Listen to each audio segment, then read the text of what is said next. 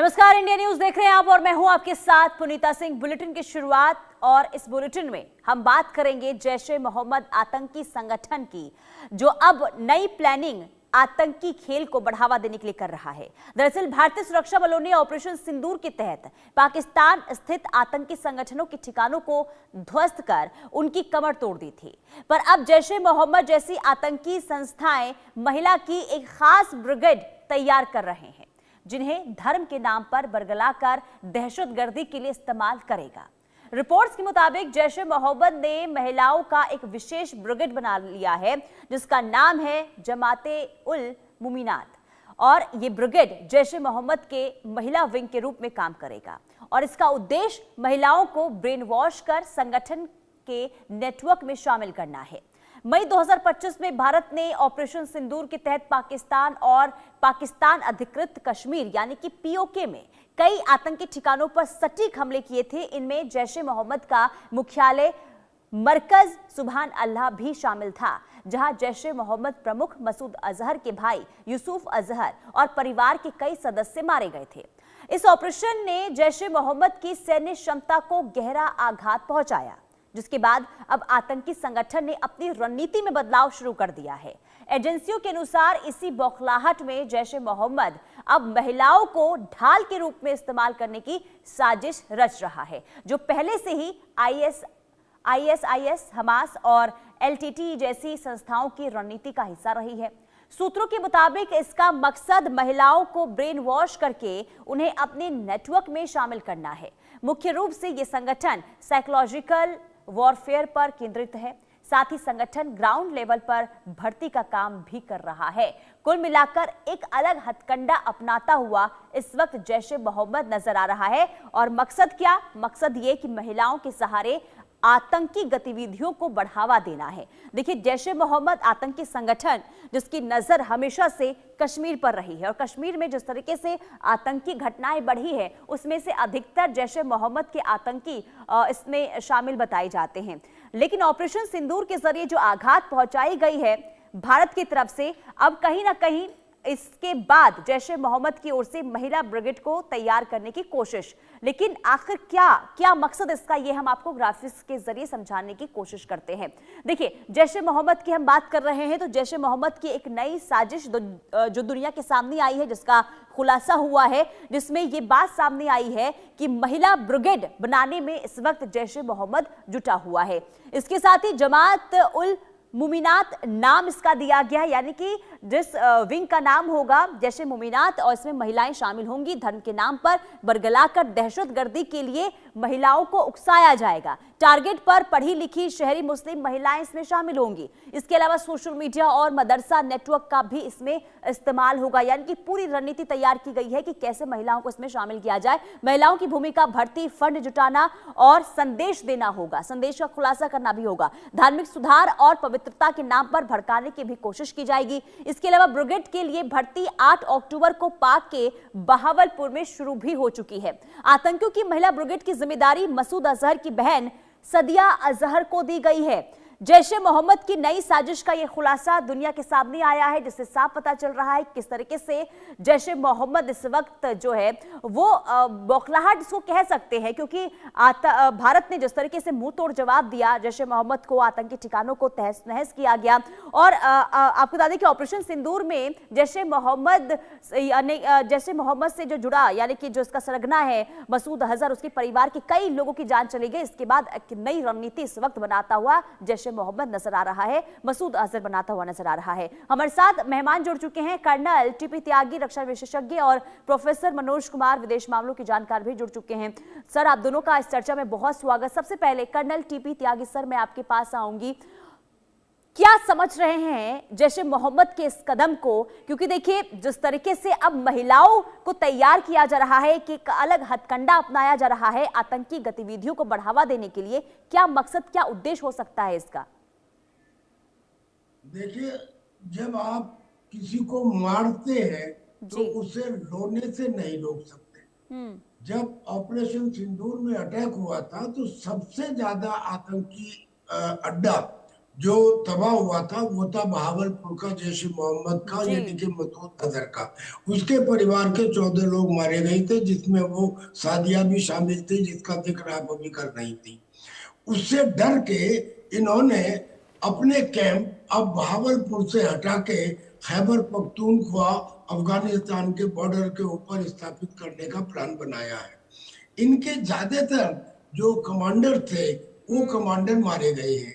अब इनको दिमाग में आया कि अरे 2006 से पहले एक ऐसा ही महिलाओं का संगठन था, जिसकी एक महिला अवंतीपुर में हाईवे के ऊपर फिदायीन हमला करते हुए मर गई थी। लेकिन उसके बाद महिलाओं को इसमें शामिल करना बंद कर दिया गया था। अब जी। इन्होंने फिर से शुरू किया और उसका नाम रखा जमात उल मोमिनात। जमात उल मोमिनात। अब ये नाम में इन्होंने भर्तियां शुरू की। भर्तियां कहाँ शुरू की?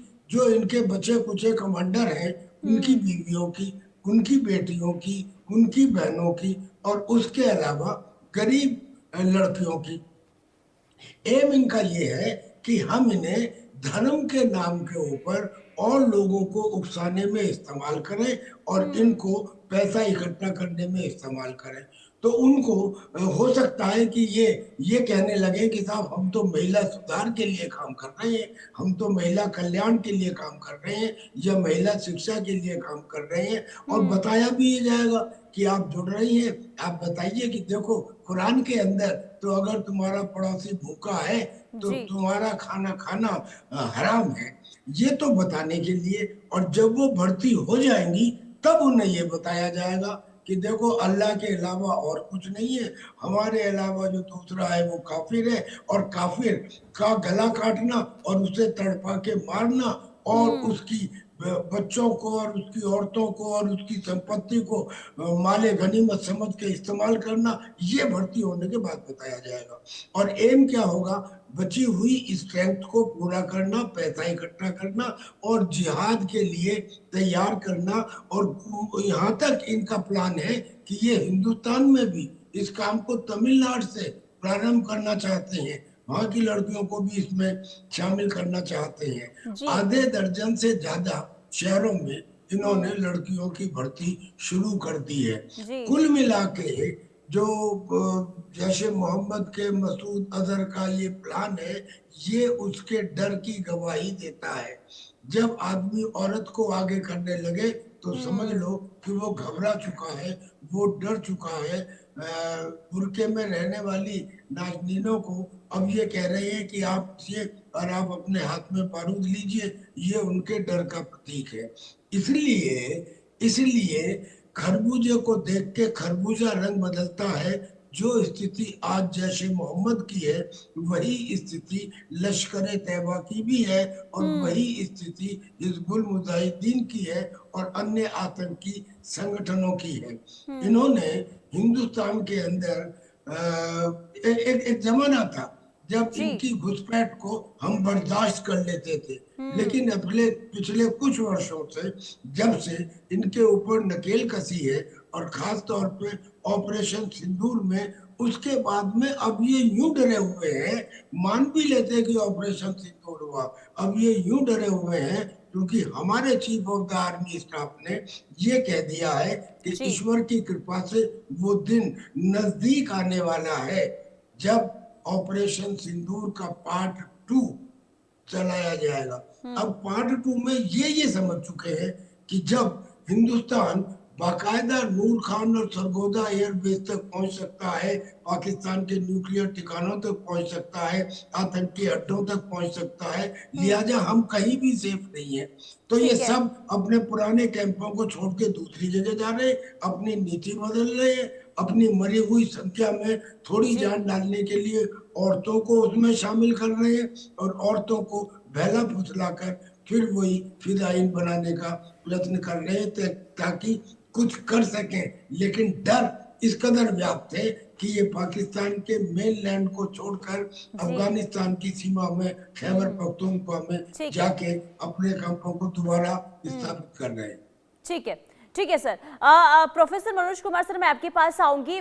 किस तरीके से जैश ए मोहम्मद के इस चाल को आप देख रहे हैं? और दूसरा सवाल मेरा ये भी होगा कि मसूद अजहर ने जो अपनी बहन को ये कमान सौंपी है, यानी कि सरगना बनाया गया है जो नई महिला विंग जिसकी शुरुआत हो गई है, तो इसे किस तरीके से देखा जाए? क्या मकसद हो सकता है इसके पीछे? देखिए पुनीता जी, पाकिस्तान का मकसद सिर्फ एक ही है, वो है एंटी इंडिया सेंटिमेंट्स। क्योंकि हम पाकिस्तान का जब से ओरिजिन हुआ है, हमेशा से हम लोग बोलते हैं कि पाकिस्तान एक स्टेट नहीं है बल्कि एक आर्टिफिशियल स्टेट है। और उस आर्टिफिशियल स्टेट को बनाने में उसके वहाँ का खास करके जो इस्लामिक रेडिकलाइजेशन वो सबसे ज्यादा काम किया। और उसी तर्ज पे आप देखिए अभी तक वो जो जिस तरीके के जितने भी वहाँ टेररिस्ट जो संगठन थे, वो संगठन सारे वहाँ के युवाओं को भर्ती करते थे और इस धर्म के नाम पे, इस्लाम के नाम पे जिस तरीके से उन्हें रेडिकलाइज किया जाता था और एक फिदाइन बनाया जाता था। लेकिन ये बड़ा ही मतलब आप समझ सकते हैं कि विश्व राजनीति और वर्ल्ड पॉलिटिक्स की जियो पॉलिटिक्स में जो ऑपरेशन सिंदूर जो अप्रैल के बाद से जो पहलगाम की जो घटना घटी और भारत सरकार और भारतीय इंडियन आर्मी ने जिस तरीके से पूरे वर्ल्ड को ऑपरेशन सिंदूर के माध्यम से जो दिखाया। देखिए ऑपरेशन सिंदूर को हमें समझना होगा क्योंकि वो आप देखिए पाकिस्तान भी एक न्यूक्लियर वाला देश है और भारत भी एक न्यूक्लियर वाला देश है। और ये इसके पहले भी भारत और पाकिस्तान के युद्ध हुए हैं, लेकिन वो हमेशा प्रॉक्सी वार हुए हैं। कभी भी डायरेक्ट पाकिस्तान ने भारत के ऊपर वैसे आक्रमण करने का कोशिश नहीं किया। लेकिन इस ऑपरेशन सिंदूर ने जिस तरीके से इंडियन आर्मी ने चुन चुन के उनके जितने भी आतंकी ठिकाने थे जो कि एलओसी के अंदर तक थे, उस सबको डिस्ट्रॉय किया। और ये देखिए ये पूरा विश्व देखा, क्योंकि हम सब जानते हैं कि पाकिस्तान का जो सपोर्टर्स है, जो उसके पास आर्म्स और हथियार हैं, वो चाइना और अमेरिका के द्वारा दिए जाते हैं। और एक तरफ भारत है जो कि फ्रांस और रसिया और अपना सेल्फ मेड के आधार पे लड़ाई लड़ा। और ये आप समझ सकते हैं कि इसीलिए ऑपरेशन सिंदूर बहुत ही चर्चा का विषय आज के डेट में है, क्योंकि भारतीय आर्मी ने जिस तरीके से अपना दमखम दिखाया है और इसीलिए वो पूरी तरीके से परेशान है वहाँ के जितने भी टेररिस्ट ऑर्गेनाइजेशन है और खास करके जो इंडियन आर्मी है। मैं ये कहना चाहता हूँ आपके माध्यम से, क्योंकि वहाँ की जो पाकिस्तान की जो आर्मी है बेसिकली वो वर्दी तो पहनती है आर्मी की, लेकिन वो अंदर से बिल्कुल आतंकवादी के रूप में काम करते हैं। और ये पूरा वर्ल्ड प्रूवन है और भारत ने 78 सालों से इस दंश को झेलते आ रहा है। तो मैं एक बात आपके इस चैनल के माध्यम से कहना चाहूंगा कि अभी जो देश के प्रधानमंत्री मोदी जी हैं, हमेशा बोलते हैं यही समय है, सही समय है, और 140 करोड़ देशवासियों को वो आत्मनिर्भर और विकसित भारत की जो बात बनाने की बात करते हैं। लेकिन ये तब तक पूरा नहीं होगा जब तक आप पाकिस्तान जो स्टेट स्पॉन्सरशिप जो आतंकवाद उसको सफाया नहीं किया जा सकता है। तो ये बहुत अच्छा मौका है भारतीय आर्मी के पास और नेतृत्व के पास कि उसको पूरी तरीके से डिस्ट्रॉय करें।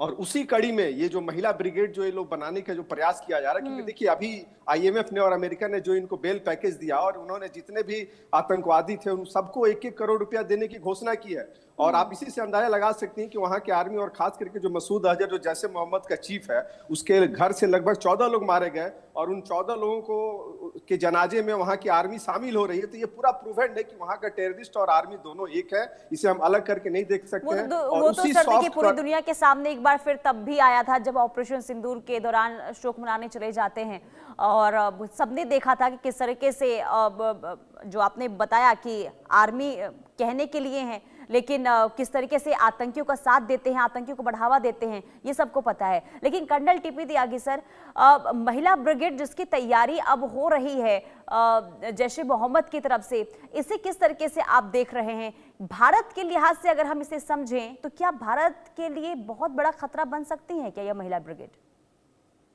देखिए महिला ब्रिगेड बहुत बड़ा खतरा तो भारत के लिए नहीं बन सकती, लेकिन एक प्राकृतिक सच है, एक औरत जब किसी बात को समझाती है तो एक आदमी के समझाने से ज्यादा इफेक्टिव होती है। और उस औरत को ये समझा दिया गया है कि तुम जाके और जगह ये बताओ कि हम इस्लाम की बात करते हैं, हम कुरान की बात करते हैं, हम उस कुरान की बात करते हैं जिसके अंदर भाईचारा है, जिसके अंदर मोहब्बत है, जिसके अंदर दूसरों का, गरीबों का ख्याल रखना है। हमारे पैगंबर यही बात कहा करते थे। ये कहने में लोग कुछ कुछ उनकी बातों को सुनने लगते हैं, लेकिन जो उनका मेन एजेंडा होता है, जो मैंने आपको पहले बताया कि एक दफा इनके जान में जो लेडी आ जाती है, फिर उसको बताते हैं कि बस अल्लाह ही सुप्रीम है, बाकी सब काफिर हैं और जो काफिर हैं उन्हें जीने का हक नहीं है। ये इनकी मोडस ऑपरेंडी है। इतना ही नहीं, दूसरे जो जैश ए मोहम्मद का बिखरता हुआ कुनबा है, उस कुनबे को जोड़ने में ये मदद कर सकती हैं, क्योंकि जब ये पैसे मांगेंगी, धार्मिक काम के लिए, सहयोग के लिए पैसे मांगेंगी, तो लोग इनके आदमियों के मुकाबले इन्हें ज्यादा पैसे देंगे। तो इसका मतलब ये कि इनके फंड भी इकट्ठे हो जाएंगे। अब फंड इकट्ठे हो गए, इनको ताकत भी मिल गई कि भाई हमारी नफरी पूरी हो गई, और इनका एजेंडा भी चल पड़ा। और उस एजेंडे का नुकसान भारत को इसलिए हो सकता है क्योंकि भारत में बहुत सारे 20% तो मुसलमान हैं ही। तो इनमें से कुछ लोग यहाँ आकर उनके साथ मिलके, और जो प्लानिंग में पता लगा है, इन्होंने 2 प्रदेश चुने हैं शुरू में, जिसमें पहला है तमिलनाडु, कि तमिलनाडु में जाइए और वहां जाके इनको भर्ती कीजिए। हम इसकी कोई परवाह नहीं करते जो ये महिला ब्रिगेड है, मगर परवाह किस बात की करनी पड़ रही है, वो ये कि ऑपरेशन सिंदूर के बाद में स्थिति बदल गई है काफी हद तक, और हमें उसके बारे में चौकन्ना रहना है। क्या बदली है? अमेरिका जो ऑपरेशन सिंदूर के समय करीब करीब न्यूट्रल था, आज पूरी तरह, जब पाकिस्तान के मुल्ला मुनीर ने और उनके शहबाज ने जाके उन्हें पाकिस्तान को बेच दिया, अपने जाके मिनरल दे दिए, copper, antimony, rare earth mineral, अपना जो पोर्ट है पसनी पोर्ट, उसको कह दिया कि आप इसे विकसित करें, यहाँ रेल हेड बना ले और हमारे मिन्नत का खुदान करें। तो और ये भी कह दिया कि हम और तो और इजराइल तक को सपोर्ट करने को, ये रिकॉग्नाइज करने को तैयार है।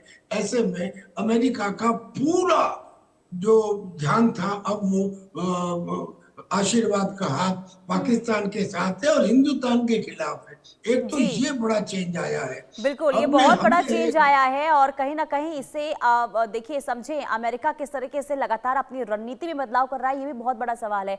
ठीक है सर, आप दोनों का बहुत शुक्रिया इस चर्चा में जुड़ने के लिए और बातें रखने के लिए। कुल मिलाकर देखिए, जैश ए मोहम्मद के इस कदम से क्या असर, क्या स्थिति बनती है, इस पर तो नजर बनी रहेगी, और देखना ये भी होगा कि महिला ब्रिगेड की जो फौज तैयार हो रही है, इससे कितना प्रभाव बनाने की कोशिश जैश ए मोहम्मद करता है। बहरहाल अब आगे बढ़ेंगे, अब नजर डालते हैं महाराष्ट्र की कुछ खबरों पर। नमस्कार, आपके